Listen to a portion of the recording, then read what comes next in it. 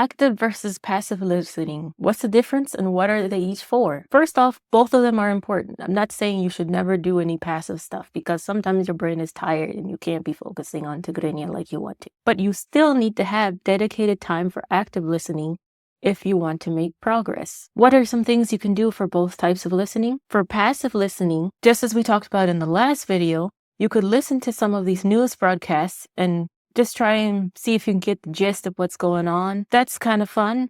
But what I noticed really helped me is listening to songs, because not only will you be focusing on the lyrics, you can also kind of remember the lyrics of the song because of the beat of the music. Music engages more senses than just listening to audio by itself. Thankfully, Habesha artists that are on Spotify are now adding their lyrics into Tigrinya so you can read them. Yes.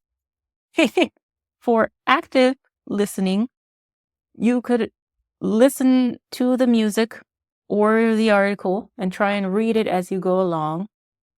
And also try and take notes. Maybe as you're reading, be like, I heard this word, I don't understand that word, maybe look it up later, or try to summarize what you read. These things will help you to pay attention. You don't have to listen for a long period of time either. It could be maybe 5 minutes every other day, every day. It's more important to be consistent than having a whole bunch of quantity of this. So quality over quantity always.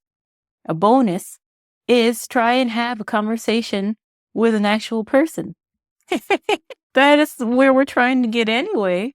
So have a basic conversation with someone who either is a native speaker or learning like you, and commit to say, okay, for 5 minutes, I just want to talk in Tigrinya.